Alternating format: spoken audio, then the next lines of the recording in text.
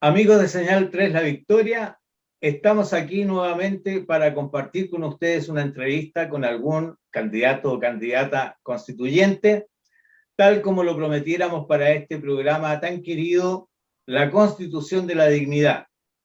Como siempre, acompañado por mi gran partner, compañera Verónica Miranda. ¿Cómo estás, Verónica? Hola, hola. Muy bien, muy bien. Muchas gracias. Muy contenta de estar en este nuevo programa con una nueva invitada. Gracias.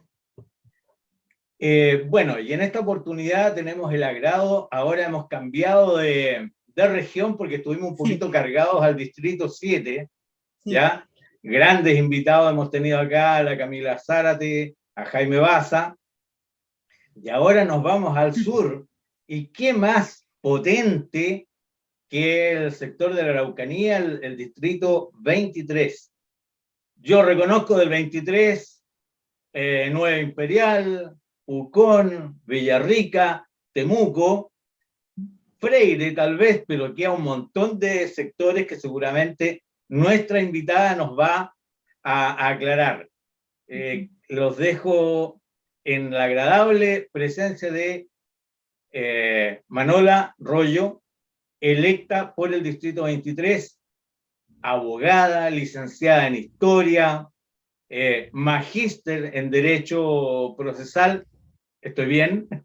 Ahí nos va a aclarar, y con una gran trayectoria en la defensa de los derechos humanos, principalmente de la gente del pueblo mapuche. ¿Cómo estás, Manola? Hola Ricardo, hola Verónica, muchas gracias Hola. por la invitación. Sí, justo estamos aquí, hace frío en la Araucanía, en el Gualmapu.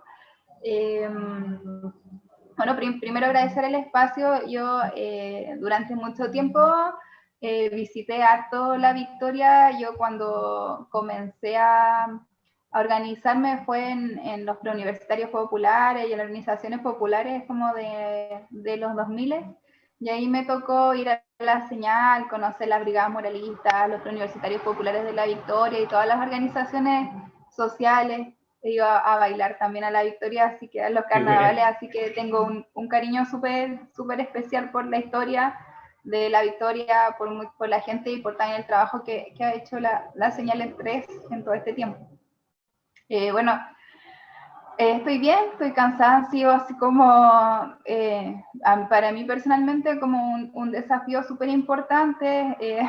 Fue agotador la campaña, fue agotadora, pero estar como en este proceso en que estamos recién tomando definiciones en torno a cómo va a funcionar lo constituyente, cómo nos vamos a organizar, cuáles son nuestros...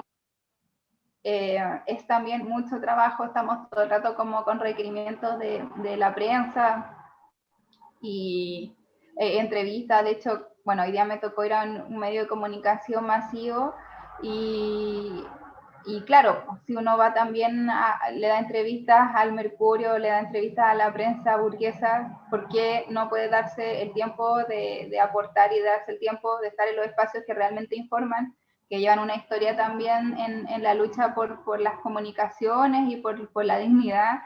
Así que yo muy feliz de estar aquí en la Señal 3, me parece que es una obligación y una responsabilidad de todos quienes tenemos la oportunidad de habernos, de estar en este proceso constituyente, de estar en los medios de comunicación alternativos y populares, porque son estos espacios los que realmente informan a la gente. Bueno, muchas gracias por tus palabras, Manola. Yo quería contarte, y no es menor, en el último cumpleaños, y no voy a decir qué número, en mi último cumpleaños me regalaron un libro que lo devoré, literalmente, y que es La historia secreta mapuche, de Pedro Cayuqueo, y que nos abre increíblemente la mirada respecto de lo que ha ocurrido desde tantos siglos atrás, ¿cierto?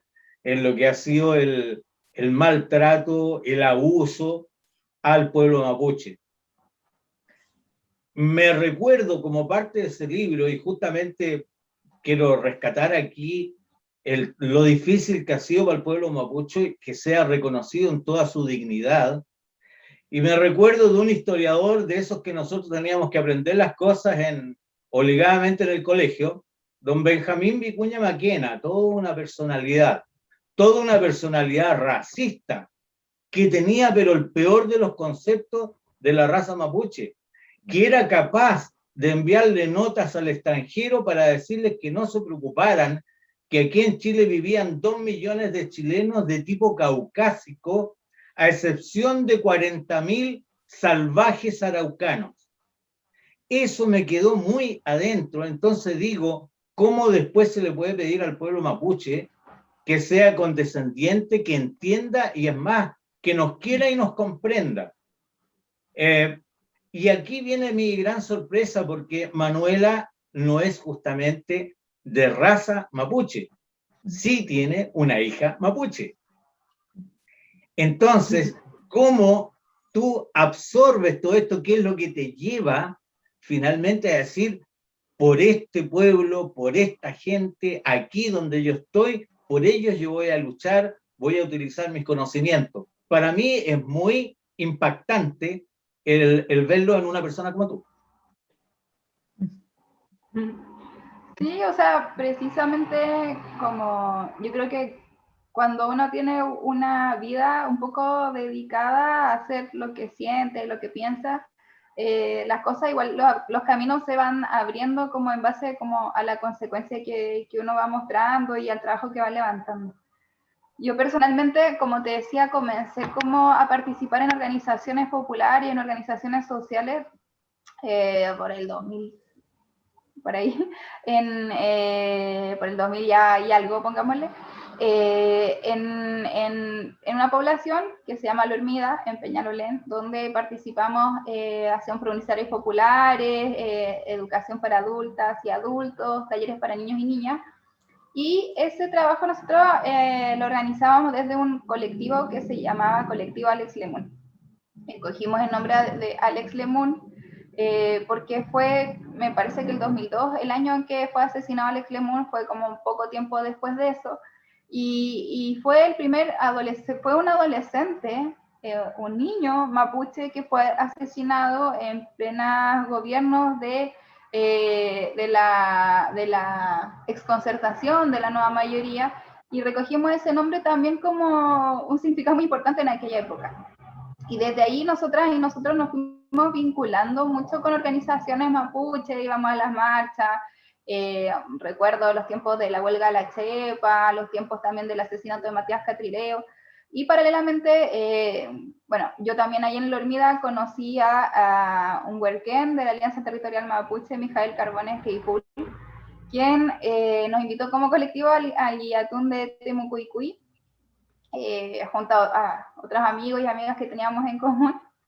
Y comenzamos yo, bueno, fui, de ahí me conocieron así, usted es abogada, nos está pasando esto, y de ahí empecé como a viajar, a darme cuenta que igual se requería información, y como yo estaba, bueno, en ese tiempo empecé como a decir, bueno, creo que hay que hacer algo, y me puse a estudiar Derecho, y yo igual estudié Historia, soy licenciada en Historia, y me puse a estudiar Derecho también como pensando como que de verdad se necesitan herramientas concretas. A partir de eso comencé mientras estudiaba, como a trabajar apoyando a algunos abogados que ya tenían más experiencia, me ofrecía a trabajar gratis para aprender, y así fui como, bueno, hice mi práctica en la Defensoría Penal Pública, donde me tocó también trabajar justamente como en un recurso de nulidad, precisamente de aquel compañero que me había invitado, quien fue condenado a 7 años por homicidio frustrado carabinero. Finalmente logramos anular ese juicio, obtener libertad, y de ahí ya como que, no sé, comencé a conocer nuevos territorios, Trapilhue, empecé a tomar causas, y muy como aprendiendo, pero también trabajando desde un inicio de mi ejercicio, mi profesión vinculada con la defensa de los territorios y las comunidades. Luego viví en Cañete un poquito de tiempo, después me vine a vivir a Curacautín. Y a partir de esta experiencia que es de vivir en Wallmapu, de compartir como con las comunidades, comencé también a darme cuenta y a sacarme un poco ciertas formas como más occidentales que uno tiene de pensar y de comprender. Y me empecé a dar cuenta que claro, que en definitiva como que el derecho penal que tiene que ver con la cárcel, con el ejercicio del poder del Estado, como de la represión y la criminalización de los delitos, es consecuencia de un conflicto previo. O sea, por algo hay policía, por algo hay gente detenida, por algo hay cárcel, es consecuencia de algo, no creo que no es el origen del problema. Y esa consecuencia tiene que ver con como una confrontación en torno como a las formas de concebir el mundo, en torno a las formas de concebir la naturaleza, en torno a las formas de concebir la relación con la tierra. Y desde ahí comenzamos a levantar como la defensa, espacios de defensa de los territorios, de la naturaleza. Me tocó asumir la defensa del río Cautín, logramos detener 2 centrales hidroeléctricas, Doña Alicia y Alto Cautín, y el 2014 al 2018 fueron esos años. Entonces, principalmente yo siento que bueno, también entre medio me tocó ser defensora en el caso Luxinger, donde denuncié que habían un acto racista por parte de la fiscalía y me echaron de la pega por decir eso. Entonces yo creo que las cosas se van dando y que uno igual cuando vive aquí en Wallmapu te vas dando cuenta de que hay muchos puntos en común entre personas que no necesariamente somos del pueblo mapuche, pero sí creemos que el agua tiene que ser protegido como un bien natural, sí creemos que la naturaleza debe ser protegida, sí creemos que las empresas no pueden concentrar la riqueza, que las forestales no pueden seguir concentrando el poder, destruyendo la naturaleza. Entonces desde ahí hay muchos puntos en común, mucha confianza y también mucho amor hacia los lamienes con quienes hemos trabajado juntos y juntas durante mucho tiempo, y ya más que nada como no sé, una forma de vivir también. O sea, y ahora se va a dar ahora una consecuencia de todo eso, importantísima, que es el haber sido electa constituyente y por ende tener la gran oportunidad de que aquellos cambios soñados se puedan transformar en realidad. ¿O no, compañera? Así es, pues, esa es la idea. Y al escuchar hablar, y desde que estamos haciendo la entrevista, escucharlas hablar con la solidez, con la certeza que tienen y sobre todo viendo el trabajo territorial, que es gente tan joven como tú, Manuela, y como tantas otras personas que hemos conocido, la gran responsabilidad que tienen, ¿verdad?, de llevar a esta convención constitucional todas nuestras reivindicaciones y tanta historia, ¿verdad?, sobre todo en lo relacionado con lo que tú estás haciendo, con el pueblo mapuche. Y a mí me llama la atención, porque hay un término que yo no escuchaba hace tiempo, justicia social, es una palabra que a mí me llega mucho. Es un término que los que somos un poco más viejos en algún minuto la desarrollamos bastante políticamente porque es la tendencia, lo que buscamos, ¿verdad? La justicia social para todos. Y tú la tienes muy instalada en tu agenda, la nombras varias veces. Y me parece muy interesante eso, y me gustaría saber cómo piensas tú plantear justamente y establecer esta cosa tan importante, ¿verdad?, que es la justicia social en el trabajo de la Convención Constitucional. ¿Cómo tú lo piensas plantear en una convención constitucional bastante diversa, ¿verdad?, y con diversas necesidades y diversos intereses? Sí, ahí tomamos la decisión como, igual hoy día dentro de las campañas hay muchas cosas que yo, bueno, primera vez que lo hacía, pero que igual hay conceptos que ya hay que pensar y escoger respecto de los cuales vamos a centrar nuestras propuestas. Entonces, como a partir de decir, ya, tenemos que pensar en un concepto que abarque todo lo que queremos respecto a cómo debe modelarse la sociedad, y desde ahí empezamos a pensar, ya, ¿qué ideas son las más fuertes? Y ahí dijimos, bueno, obviamente hay algo que nos convoca a todas y a todas que tiene que ver con una justicia social, y eso significa como 2 cosas. Por un lado, que todos aquellos aspectos que hoy día han sido considerados por nuestro ordenamiento jurídico, por el Estado, como un negocio, como mercancías, como es el agua, la salud, la educación, la vivienda, que hoy día se rigen en torno a las leyes del mercado, deben pasar a ser concebidos como derechos sociales, es decir, derechos que apuntan hacia la obtención de una igualdad material, es decir, no como una igualdad económica, cultural, de género, una igualdad ambiental, y desde esa perspectiva pasar de un Estado subsidiario a un Estado social de derechos, donde todo, como te decía, pasar del neoliberalismo, donde todo se regula por el mercado, hacia un Estado donde el Estado también se haga cargo de estas igualdades materiales que requerimos las personas. Pero creo que también es súper interesante complementar esta idea de la justicia social con otros conceptos que históricamente no han sido abordados como por el discurso tradicional de la izquierda, que tiene que ver con una justicia social de la mano con el feminismo, con la igualdad de género, y que tiene que ver con, que se relaciona con una justicia ambiental. Es decir, la justicia no solamente debe ser concebida en base a las necesidades humanas, sino que también debe proteger la relación indisoluble que existe entre las comunidades, entre la sociedad y la naturaleza y entre los entornos naturales. Creo que pensar más allá de lo meramente humano es también como hoy día como un nuevo enfoque desde el cual tenemos que abordar la justicia. Yo creo que más que una justicia social debiese ser una justicia socioambiental. Ahí bueno, se complementa mucho más el concepto. Sí, claro, no, pero no solo eso, sino que uno podría concluir que hay una gran coincidencia entre, yo diría, un 60 al 70% de los constituyentes en relación a estos parámetros que esperamos que sean abordados.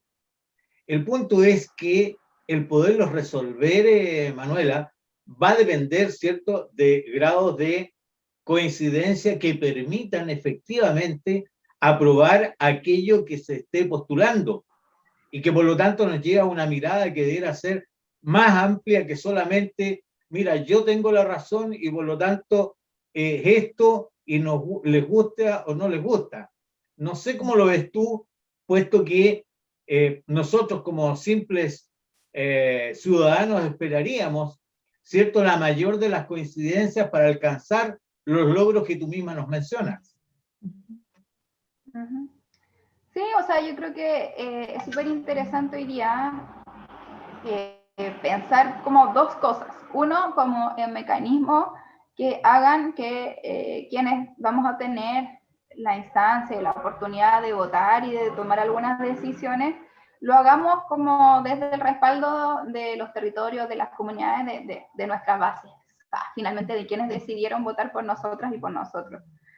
Y por ahí yo creo que más allá de pensar cómo lograr estas alianzas por arriba, hay que ir pensando cómo construimos estas alianzas por abajo, es decir, desde los territorios, desde las comunidades, desde los barrios, y pensar que las organizaciones sociales, los colectivos, todos quienes también tengan esta inquietud de una transformación social, de apuntar hacia una justicia social, tenemos que ir generando alianzas de tal modo que la voz popular sea la voz que sea escuchada y que se plasme en esta nueva constitución.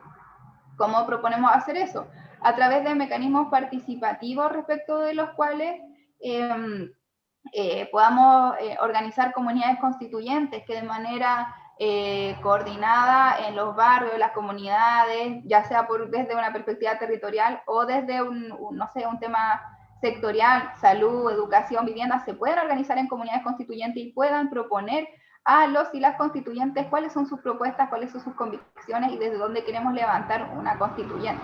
Justo, entonces, pensar, por un lado, cómo vamos a lograr esos consensos, yo creo que lo vamos a lograr desde la legitimidad que nos van a dar nuestros territorios, desde la legitimidad que nos va a dar la participación popular, y eso significa entonces levantar un proceso constituyente transparente, de cara al pueblo, de cara también a las organizaciones, donde la probidad, es decir, se pongan los intereses comunes por sobre los intereses personales, por sobre los negocios de cada familia, de quienes representan a los sectores pudientes, la constituyente.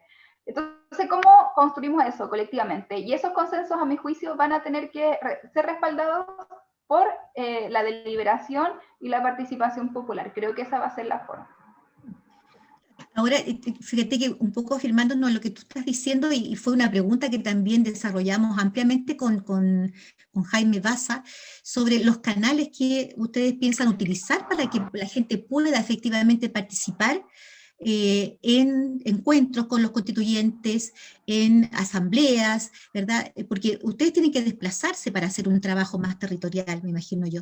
Para eso necesitan ustedes medios, necesitan un presupuesto, necesitan tener la posibilidad de, incluso hasta hablábamos en aquella ocasión, tú tienes una niña, por ejemplo, de 3 años, de tener una guardería, un jardín infantil para las mujeres que tengan. Entonces, ¿cómo ve esta posibilidad? Porque yo hasta este minuto, de parte del gobierno, o por lo menos de la parte presupuestaria, yo no he escuchado nada todavía. Yo no sé si ustedes han tenido un poco más de información al respecto de que existe una voluntad del gobierno de poder dar los recursos que necesitan ustedes para poder desplazarse y hacer un trabajo, porque a lo mejor, claro, ustedes tienen todas las intenciones de comunicarse con la gente y buscar los canales más directos y poder entablar diálogos, pero el gobierno va a decir, no hay plata, no tenemos los medios, no hay posibilidad. Entonces, bueno, sigamos como con la consigna de siempre, solo el pueblo ayuda al pueblo, porque no tenemos medios. ¿Cómo piensan ustedes enfrentar esa situación, Manuela? Claro, yo creo que para poder hacer que esta constitución efectivamente logre grados de participación, primero como tenemos que pensar que hay muchos territorios, comunas, y especialmente en el ámbito rural, donde el internet no llega, donde no necesariamente porque hagamos un Zoom o una asamblea virtual vamos a tener como el aspecto de la participación resuelto. Me parece que es súper importante pensar en cómo generar estos mecanismos de participación utilizando los medios de comunicación, la televisión, las radios locales, las radios comunitarias, pensar en ir a terreno, porque muchas veces a mí también me da un poco de pudor y siempre digo así como, bueno, vamos a hacer una constitución feminista y participativa, pero tú vas, no sé, a un campamento y ves a una vecina que, no sé, se le lleva el techo, que tiene que hacer como todo los esfuerzos humanos para poder darle comer a su hijo, para llegar a fin de mes, y tú le vas a decir, oye, pero igual date un tiempo para participar, porque está todo pasando con la constituyente. También me parece como un poco, ¿cómo decirlo? O sea, como contradictorio que adentro de del palacio hablemos de justicia, mientras afuera hay un mundo absolutamente, una sociedad absolutamente injusta. Hablemos de derechos de libertad, mientras afuera están reprimiendo a la gente. Entonces, pensar en mecanismos de participación significa también pensar en presupuestos que permitan la generación de esos mecanismos de participación, y obviamente el reglamento y el funcionamiento de esta constituyente tiene que tener un enfoque de género y reconocer los trabajos de cuidados. Por lo tanto, obviamente tiene que haber un tema que va a tener que resolver la situación de los cuidados de quienes no solamente somos mamás, sino que, por ejemplo, cuidan a personas mayores o cuidan a personas con discapacidad. Y no solamente pensar en las constituyentes, porque también hay secretarias, gente que trabaja haciendo aseo, gente que trabaja de tiene múltiples responsabilidades, y no solamente podemos pensar en la regulación pensando en nosotras. Entonces ahí yo creo que son temas muy importantes, el financiamiento de la participación. De hecho, había una propuesta de Sexpress de la creación de una comisaría afuera del Palacio Pereira. Hay 3 años de seguridad para resguardar el orden público, lo que a mí me parece como absurdo y aberrante, que queramos gastar el dinero en comisaría y que los fondos se destinen a ese tipo de prácticas y no a espacios que hagan que realmente sea un espacio participativo. Tenemos que pensar que hay gente que tiene discapacidad, que lee en braille, o como que ve lengua de señas, o sea, todas esas cosas, que también hablar de la inclusión de las personas que hablan la lengua de los pueblos indígenas. Entonces son muchos temas que deben abordarse y que debemos pensar en una política, no solamente como desde los círculos de poder o como ellos siempre lo han resuelto, sino que tenemos que ir pensando también cómo construimos esos espacios para que todas las personas que se sientan y que crean en que tienen que participar en transformar las cosas puedan hacerlo también. Bueno, yo creo que esto de preocuparse de la comisaría fuera del el lugar donde se van a reunir, tiene que ver con la concepción del Estado policial. O sea, de verdad que es en cada instante les aflora ese sentimiento. Cuando lo fundamental es lo que tú nos expones y que ya había esbozado acá, más que esbozado, desarrollado Patricio Baza, en que justamente me acuerdo que agregaba un componente cuando decía las salas cunas en este país solamente están reguladas cuando existen mujeres que tienen hijos. Y nosotros los hombres no tenemos hijos y se nos pide que haya equidad e igualdad en todos los ámbitos, entonces es bien interesante el tema. Otra de las cosas y yo quiero profundizarlo aprovechando tus conocimientos de derecho, es justamente ya estando en la convención, una de las cuestiones que le preguntábamos a Jaime y él estimaba que había que buscar mecanismos que quedaran establecidos, mecanismos de desbloqueo ante situaciones en las cuales no hubiese acuerdo. Y a eso se enganchaba un poco con lo que le planteó Verónica respecto de que se habían pensado en los plebiscitos intermedios como un medio de consulta que permita dirimir, plebiscitos dirimientes, ¿ya?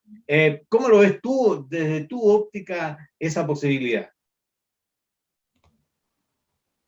Sí, o sea, yo creo que todos los mecanismos respecto a los cuales la incidencia de la voz popular esté presente, me parece que son válidos. Creo que es muy importante como que construyamos esta legitimidad durante todo el proceso, porque finalmente va a haber un plebiscito de salida con un voto que probablemente va a ser un voto obligatorio. Entonces también tenemos que pensar cómo hacemos de que estas decisiones populares se valían durante todo el proceso.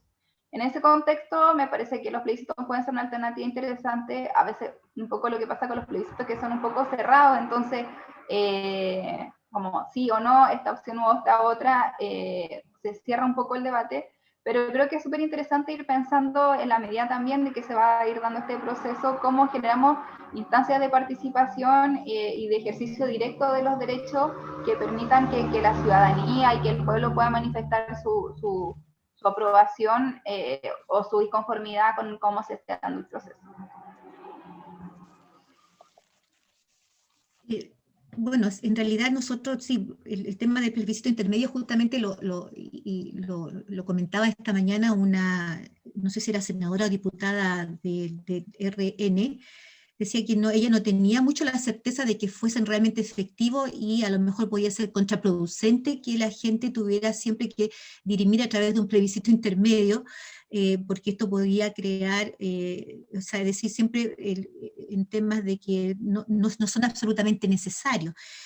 Porque no pueden estar plebiscitando todo, ¿ya? En realidad nosotros apuntamos, y creo que la propuesta del plebiscito intermedio apunta sobre todo a los temas grandes, a los temas importantes, ¿ya?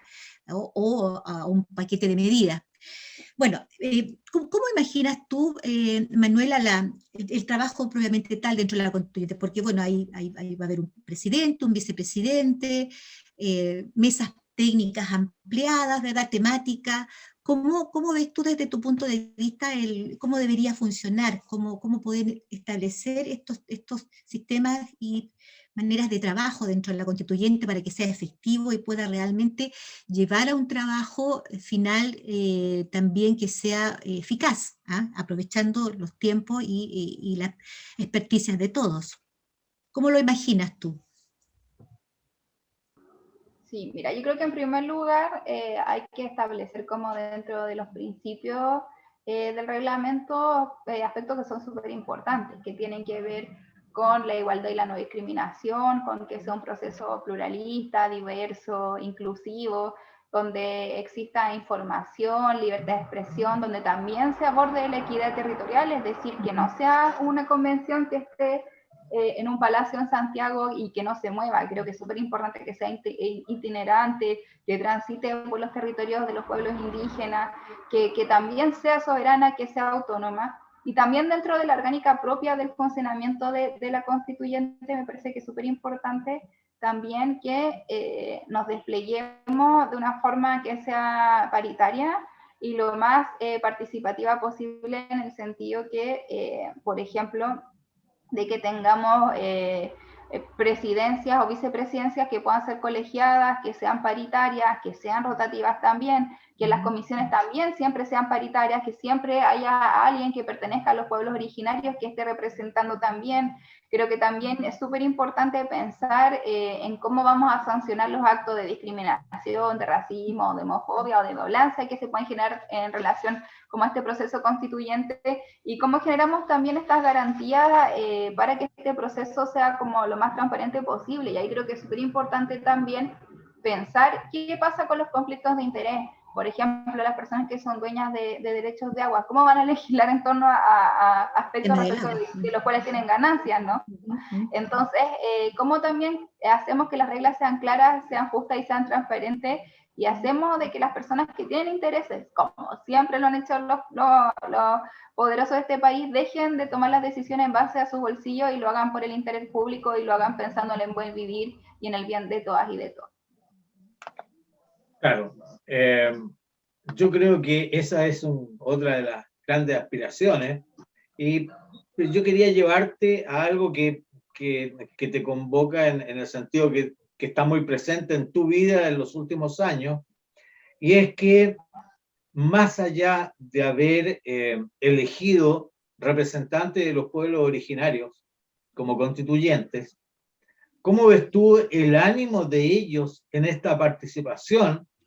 Sobre todo pensando en que los pueblos originarios no participaron así masivamente en términos de la elección de los constituyentes. O sea, hay una presencia importante, pero aún pareciera que hay reticencia de una parte del pueblo mapuche, y justamente uno piensa, los constituyentes, representantes de los pueblos originarios, van a tener sobre su espalda dos cargas. Una es representarlos, pero la otra es que ellos se sientan representados. Y eso me preocupa, digamos. Sí, o sea, es que yo creo que lo importante es que también los pueblos indígenas tienen derecho a la autodeterminación, y por ahí yo no sé si seamos nosotras y nosotros los que tenemos que decidir cómo van a participar, si que va a existir consulta indígena o no. Creo que eso tiene que ver con decisiones propias de quienes pertenecen a ese colectivo, que son los escaños reservados.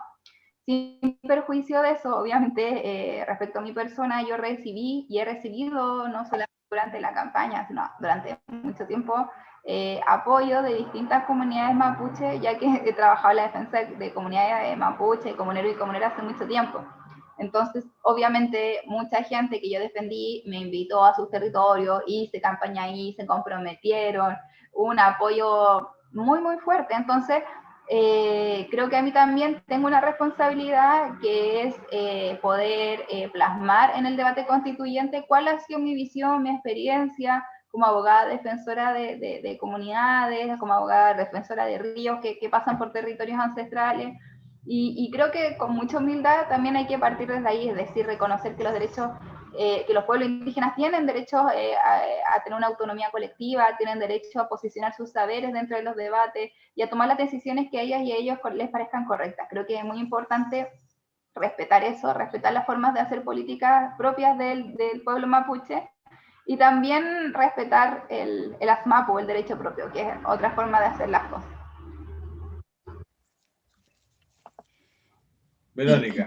Sí, yo creo que a mí me da la impresión que dentro del pueblo mapuche hay mucha división también en cuanto a ciertas maneras de la representatividad que ellos aceptan o la representatividad que ellos quieren. Siempre hablamos y hemos escuchado a varios candidatos hablar de un Estado plurinacional, ¿verdad? Pluricultural, etcétera. Pero yo sé que hay un movimiento dentro del interior del pueblo mapuche que aún así consideran que son dentro de un Estado plurinacional, aún se sienten sometidos, ¿verdad?, ¿cómo se llama? Se sienten todavía sometidos, no se sienten absolutamente determinados en sus derechos. ¿Crees tú que eso es suficiente, este plurilingüismo, esta pluriculturalidad para el pueblo mapuche, o es necesario abarcar ir un poco más allá? Ya, mira, o sea, igual hay que tener en cuenta como dos cosas. Lo primero, que el pueblo mapuche, como todos los pueblos indígenas, es un pueblo, y por lo tanto, sí, como que no tienen por qué estar todos de acuerdo, o ser todos revolucionarios, o ser todos de izquierda. No tienen que ver con eso. Y obviamente en todo pueblo hay diversidad y es forma de comprender las cosas. Pero yo creo que lo que no hay mucha diferencia es en que como pueblo, para poder sobrevivir, para poder existir, para poder proyectarse en el tiempo, requieren de las condiciones materiales y espirituales básicas para un pueblo. Y eso es tierra y es agua. Sin tierra, los pueblos indígenas no existen. Sin agua, los pueblos indígenas no existen. Y hay cifras súper interesantes. Por ejemplo, la UNESCO estableció que en los pueblos indígenas corresponden al 5% de la población. En ese 5% de la población habitan aproximadamente como el 20% del territorio mundial. Y en ese 20% existe y habita el 80% de la biodiversidad. Es decir, existen antecedentes que dan cuenta de que existe una relación distinta de los pueblos indígenas en torno a la naturaleza, que también apunta hacia la protección, el respeto y el resguardo de los bienes naturales. Y creo que desde ahí es muy interesante como complementar las perspectivas ecológicas con las perspectivas de los pueblos, de los derechos de los pueblos indígenas. Y creo que si bien la plurinacionalidad y el reconocimiento de derechos plurilingüísticos y de la igualdad y la no discriminación y la inclusión me parece muy bien, pero que lo que quiere la gente mapuche es tierra, lo que quiere la gente mapuche es territorio, es agua, y que lo dejen existir de forma libre y autónoma en sus territorios. Manuela, ¿y hay algún antecedente, digamos, de carácter histórico, internacional, de cómo esto puede ser resuelto de manera armónica? Estoy pensando, por ejemplo, en el pueblo maorí, en Nueva Zelanda, que uno ha escuchado que existe un gran respeto por la etnia en este país, pero desconozco efectivamente si en términos constitucionales eso está plasmado o es lisa y llanamente por un efecto de cultura, ¿cierto?, del pueblo neozelandés. Sí, o sea, hay muchos ejemplos en el mundo. En Nueva Zelanda es súper interesante porque incluso hay sentencias de los tribunales que han reconocido que los ríos tienen derecho. No sé si es que tengo un nombre como en maorí y no me atrevo a decirlo, me da vergüenza, pero en un río, cuando se llama Nueva Zelanda, también hubo disputas porque una comunidad demandó una empresa extractiva por las inversiones que se hacer. Entonces ahí el tribunal reconoció la existencia de derechos del río y estableció que quienes representaban a los ríos y a sus intereses eran precisamente quienes denominó como los defensores o los guardianes del río. Y esos guardianes del río incluían tanto a representantes de comunidades indígenas como a personas que estaban vinculadas a la ecología y a la ciencia. Entonces es súper interesante cómo se reconocen los derechos de la naturaleza, en específico, por ejemplo, en Nueva Zelanda se reconocen los derechos del río. Bueno, recordemos que Nueva Zelanda es colonia de Inglaterra, por lo tanto tiene el sistema del common law. Allá funcionan en base a jurisprudencia, no funcionan como en base a leyes como las que tenemos nosotros, por lo tanto como las leyes, igual que en Estados Unidos, se van haciendo por la sentencia de los tribunales. De acuerdo a lo que ocurre. Claro, entonces en este caso, me parece que es del 2019, se reconoció la existencia de los derechos del río, y quienes lo representaban en este caso eran los guardianes del río, que eran un colectivo, como dice, bueno, quienes lo representan son tanto los pueblos indígenas como las comunidades científicas. Y esos son ejercicios súper interesantes. Ahora, lo que pasa es que el pueblo maorí tiene tierras y tiene recursos, y por lo tanto igual es un actor político relevante dentro de Nueva Zelanda. A mí el otro día me preguntaban, parece que la tercera, así como qué opinaba del TPP, y yo decía, bueno, que obviamente estoy en contra porque es una amenaza a la soberanía ancestral, y me dicen, bueno, pero como en Nueva Zelanda está ratificado. Bueno, sí, pero Nueva Zelanda tiene otra realidad económica, los pueblos indígenas tienen otro poder, tienen otra regulación interna, entonces no vamos a compararnos con países que tienen ese nivel de desarrollo. Entonces, esa me parece que es una experiencia súper interesante también. Compañera, ¿qué otra inquietud? Bueno, yo quisiera ir un poco hacia otro lado, sacar un poco, salir de esta temática y conversar un poco. ¿Qué te parece a ti las declaraciones que ha sacado la vocería del pueblo, ¿verdad? Sacando, dejando ver claramente de que hay 6 puntos muy importantes, puntos mínimos, de acuerdos mínimos que deberían existir dentro de un proceso democrático como lo es escribir una nueva constitución. ¿Qué te parece a ti la postura de ellos, ¿verdad?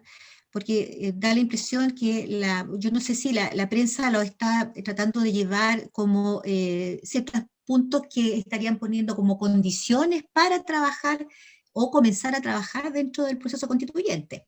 A mí me da la impresión que el tema va por otro lado, va para establecer medidas mínimas democráticas para poder, pero bueno, pero están dadas y eso pueden impedir, ya ha habido, incluso yo escuchaba el otro día al señor Atria, que decía dentro él es muy especial, dijo, bueno, si no se presentan a trabajar dentro del tema constituyente, no se presentan.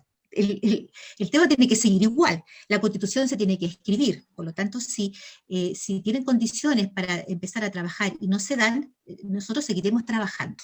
Entonces, ¿qué te parece a ti esto? ¿Te parece un obstáculo realmente para comenzar a trabajar dentro de un proceso constituyente? ¿Te parece que se evita desde ya y a priori el diálogo entre las partes? Ya, mira, lo primero es que yo soy parte de quienes conformamos este colectivo autoconvocado, esta articulación autoconvocada de constituyentes. Quienes somos todas y todos independientes y quienes participamos de organizaciones y movimientos sociales. En mi caso, el movimiento socioambiental, yo soy parte del movimiento por la defensa del agua, la tierra y el medio ambiente, Modatima, lo máximo. Y en este movimiento nos articulamos también con otras organizaciones sociales. Y en ese contexto, como cuando nos empezamos a reunir, empezamos a pensar también las cosas en que teníamos en común. Se redactó esta declaración. Yo no puedo hablar a nombre de las vocerías de los pueblos ni de los 34 porque yo hablo a nombre personal, pero la idea fue plantear ciertos puntos y ciertas garantías democráticas que creemos que hoy día tienen que ser relevantes en este espacio constituyente, que tiene que ver con la libertad de los presos políticos, de las presas políticas, que tiene que ver con la reparación a las víctimas de las violaciones a derechos humanos, que tiene que ver con reparación, con justicia, con poner fin a las migraciones ilegales, con desmilitarizar el Gualmapu, y también con reconocer que existe una soberanía originaria por parte de este proceso constituyente. Respecto a eso, es evidente que hay una soberanía originaria, que no es un poder original que va a escribir la Constitución. Y en ese sentido se hizo mucha alarma, se hizo mucha caricatura, como de burlarse de nosotros decir que queríamos romperlo todo, que no queríamos seguir una regla, que nos queríamos aprovechar de que nos eligieron en base a una ley. Pero lo cierto es que es muy importante como establecer algunas cosas. O sea, cuando hubo un plebiscito había opciones específicas, que eran apruebo o rechazo una nueva constitución, y si queremos el mecanismo que funcione, si queremos que sean personas independientes o mitad del Congreso. Quedó súper claro cuál es la decisión popular, y en ese sentido nunca hubo un espacio de deliberación, ni del acuerdo del 15 de noviembre, ni existió un espacio de deliberación como el reglamento. El reglamento y la forma en que vamos a trabajar tenemos que discutirla entre todos y todos, y lo que estamos planteando desde este espacio es decir, bueno, pero pongamos en discusión cuáles son los puntos relevantes hoy día, deliberemos colectivamente en torno a eso, el gobierno no nos puede imponer las formas en que vamos a funcionar, y en base a decir eso, es decir, invitar a pensar en otras formas de hacer política, en otras formas de no ceñirnos a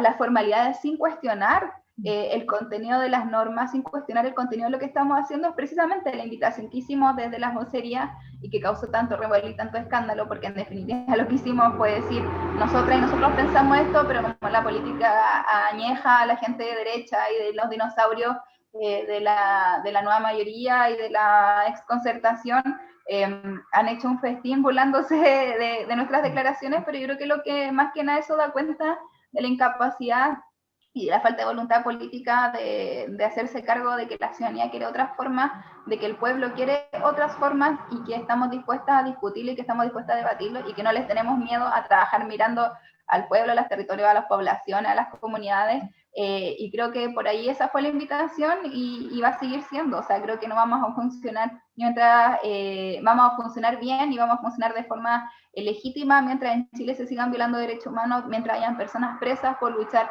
presas por manifestar sus ideas, porque en definitiva, si hoy día vamos a estar escribiendo la Constitución, es porque gente dio la vida, porque gente perdió los ojos y porque gente también perdió su libertad en luchar por una nueva sociedad. Así que siempre va a estar ahí presente en todas y cada una de nuestras discusiones. Es un mínimo ético que tenemos que llevar adelante. Sí, yo estoy plenamente de acuerdo con ello porque efectivamente, y tú lo mencionas, lo que hizo la derecha, lo que han hecho los medios tradicionales es caricaturizar la idea, puesto que es perfectamente legítimo que plantearan no solo ese punto, sino cualquier otro punto necesario a discutir dentro de la Convención Constitucional. Entonces, ellos han hecho un festín. No solo eso, hay expresiones absolutamente soberbias al respecto del tipo, ustedes tienen que hacer y ponerse a trabajar para lo que los eligieron, y punto. Y no me salgan con otra cosa. Naturalmente que eso choca con la voluntad de una sociedad que viene repitiendo, ¿cierto? Persistentemente, que no quiere la forma añeja de política, que no quiere la forma añeja en que todo se ha cocinado. Si recordemos que el 15 de noviembre parte con una cocina. Lo que les salió mal fue que hicieron el diseño, hicieron el bosquejo, pero el resultado final no les salió como ellos esperaban. Entonces, ahora se encuentran con este panorama que a ellos los inquieta. Y en ese sentido creo que lo que no hay que caer es en la tentación de por lo menos las fuerzas progresistas, las fuerzas de izquierda, feministas, organizaciones sociales, caer en la tentación de entrar al dime y diretes, porque el dime y diretes es lo que ellos están buscando. Les va a encantar tener crónicas del día domingo en La Tercera o cartas al diario, ¿ya? O debates en Mucho Gusto o cualquiera otro de esos matinales donde se discuta lo que no es sustantivo, ¿ya? Para mostrar de que eso es un impedimento para obtener un buen resultado. ¿O no, compañera? ¿Cómo lo ve usted? Sí, pues yo creo que sí, es una manera, ¿verdad?, de poder buscar alternativas. Yo, la verdad de las cosas es que me gustaría que Manuela pudiera darnos algún mensaje a las personas que te están escuchando en este minuto, porque en realidad la gente es increíble que el tema constituyente se ha instalado, incluso mucho más que, bueno, y eso lo vimos el domingo, el tema de las elecciones de gobernadores, que la gente tenía un desconocimiento tal, pero también un desinterés y desinformación. ¿Ah? Por lo tanto, el tema constituyente se ha instalado en la gente lo comenta incluso, nosotros que somos pobladores y que vamos a un almacén, es muy fácil, fíjate, conversar con gente común y corriente sin que tengan mayores conocimientos técnicos de que el tema constituyente se vino a instalar definitivamente y que realmente es como lo más importante para el pueblo de Chile, porque están todos los ojos puestos en ustedes, en los constituyentes. Nosotros creemos que hemos visto el avance que han tenido con sus declaraciones, con justamente lo que te hablaba recién del tema de la vocería del pueblo, estas declaraciones que han sacado que son muy contundentes, que son realmente muy sólidas, muy claras. ¿Qué mensaje le darías tú a la gente? Porque la gente está expectante, queremos saber, queremos confiar, ya estamos cansados de toda esta cosa de la politiquería y de la falsedad, la corrupción, los detenidos, toda esta historia, y más encima la pandemia, que estamos todos encima con todo este tema, y que ustedes van a tener que entrar justamente a trabajar dentro de la convención con este tema de la pandemia encima, que de alguna manera me imagino que también va a tener que ser tratado, visto o enfrentado, ¿verdad? Porque es un tema que está en este minuto instalado gravemente por todo lo que ha sucedido. Dentro de todo este contexto que te estoy mostrando, ¿qué le dirías tú a la gente para que podamos confiar y creer que esto realmente sí puede ser, sí podemos crear y ser capaces de redactar una nueva constitución que nos represente a todos, a todas y a todes, una constitución que sea realmente el fiel reflejo de no solamente lo que se instaló en octubre del 2019, que fue ya la explosión, el estallido, sino esto que ya viene arrastrando de tantos años. ¿Qué mensaje esperanzador nos puedes dar? Sería como el corolario de esta entrevista. Sí. Sí, yo creo que quienes venimos del mundo popular no es fácil confiar en los procesos institucionales, no es fácil pensar de que las cosas se van a cambiar desde esa forma, desde esos debates, desde un palacio. Pero creo que hoy día, y no sé, yo me he dado, o sea, la verdad es que en este proceso hay mucha gente que me he encontrado y que yo conocí hace mucho tiempo. Me he encontrado con compañeras que son defensoras del Huasco en el norte, con compañeras que nos conocimos, los plebiscitarios populares, que hoy día están en la coordinadora feminista. Nos encontramos con compañeras con que hemos defendido a los presos y las presas políticas, nos hemos encontrado con compañeras que están en distintos territorios haciendo la misma pega que hago yo, que hace mucha gente más. Y eso a mí me hizo sentir como en un espacio de confianza. Yo de verdad siento que, si bien obviamente no somos todos amigos ni nada, ni siquiera nos conocemos mucho, de verdad como que me he deslumbrado con gente que es muy, muy capaz, que es muy clara desde el mundo independiente, también desde el mundo también de la izquierda, de que vienen de la ciencia, desde la educación, desde el derecho, desde los territorios, desde las luchas, desde la calle, y que tenemos toda la voluntad, la capacidad y la fuerza para que este proceso sea lo más legítimo y lo más entregado a la voluntad del pueblo, de ese pueblo que salió a luchar, y que no solamente salió a luchar por el 18 de octubre, sino que lleva luchando décadas por salir adelante en este modelo tan injusto, en este neoliberalismo. Quiero especialmente como explicar y sentir y hacer sentir de que independientemente de que desconfiamos de estos espacios, vamos a darlo todo porque se plasme la voluntad del pueblo, porque las letras que escriban ahí sean las letras del pueblo y que sean las letras de la ciudadanía. Y ahí hay un compromiso ético, hay un compromiso moral, de que si hoy día vamos a llevar adelante esta labor, lo vamos a hacer con toda la consecuencia que tenemos de ser parte del pueblo. Creo que si el pueblo hoy día quiere escribir la Constitución en nuestras manos y en nuestros cuerpos y en nuestras mentes, estamos absolutamente dispuestas y dispuestos a hacerlo desde quienes pertenecemos a estas fuerzas transformadoras. Y creo que esa es la vocación, y creo que hoy día tenemos que acompañar este proceso desde la organización, desde el arte, desde la cultura, desde la música, desde la poesía. Yo me imagino así, no sé, no sé si estoy soñando, pero llegar a la constituyente en una marcha, en un carnaval, diciendo así como somos el pueblo y que venimos a luchar por lo nuestro y que lo vamos a conseguir. Yo creo que es súper lindo pensar de que tenemos la posibilidad de cuidar la naturaleza, de hacer una constitución que se preocupe de la justicia social, y creo que tenemos que acompañarlo con vida, con amor y con energía para sacar adelante este proceso. Así que eso, yo como que, al menos desde mi persona, comprometer todo el esfuerzo y todas mis capacidades para hacer el mejor aporte, desde la humildad también. Muchísimas gracias, Manuela. Gracias.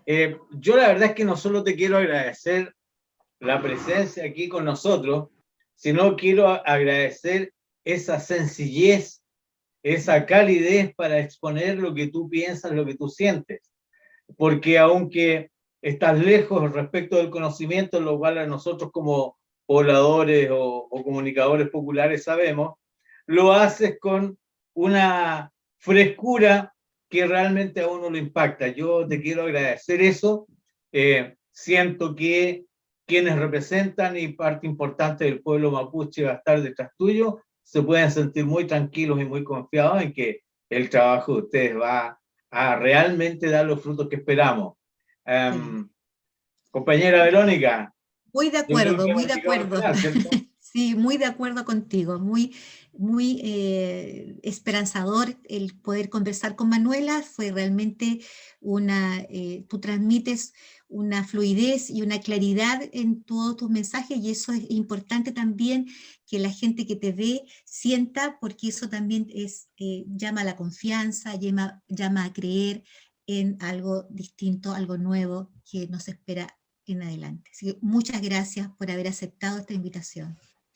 No, gracias Ricardo, Verónica. Ojalá que podamos seguir trabajando, seguir, transmitiendo lo que pasa en la constituyente, explicándole a la gente en un lenguaje sencillo cuáles son las decisiones que tenemos que tomar, porque ya lo vimos, con una simple declaración la prensa burguesa nos quiere destruir, quiere ridiculizar nuestras posiciones. Entonces, pero nosotros igual también, como que yo creo que el plebiscito lo demostró el 18 de octubre, o sea, hoy día también tenemos las redes sociales, tenemos los medios de comunicación populares para informar y para no seguir tergiversando el conocimiento y aportar en los canales comunitarios como la Señal 3, como te decía, es una obligación que tenemos quienes estamos luchando, porque no solamente vamos a luchar en ese debate, también vamos a luchar en los medios de comunicación, en las redes sociales y en todos los espacios donde tengamos que hablar. Así que muchas gracias, un abrazo grande y gracias por esperarme, que está ahí mi hija. Fantástico. Oye, dale saludos a tu pequeña hija, que es un encanto. Dale saludos de aquí desde La Victoria, en Santiago, desde Cerrillos, donde estoy yo. Y bueno, nos estaremos viendo. Acá vas a tener siempre una ventana para transmitir aquello que tú quieras transmitir. Así que bienvenida siempre a Señal 3 La Victoria y a nuestros programas La Constitución de la Dignidad, en el cual nos volvemos a reencontrar el próximo martes.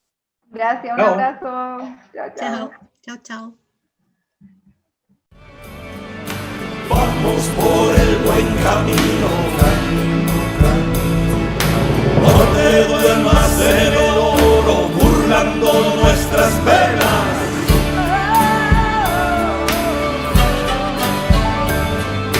Tú te acercas al abismo porque nosotros somos gigantes.